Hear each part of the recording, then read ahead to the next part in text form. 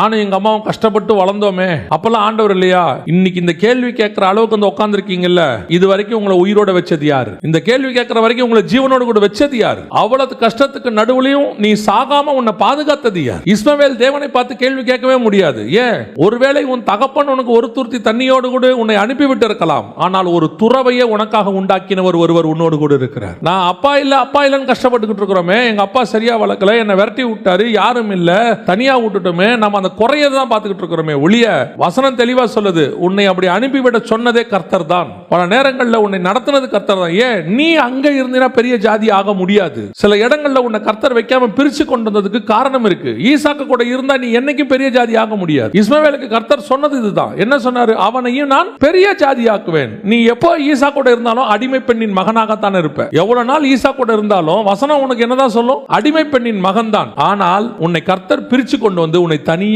ஒரு பெரிய ஜாதியாக மாற்ற விரும்பினார்.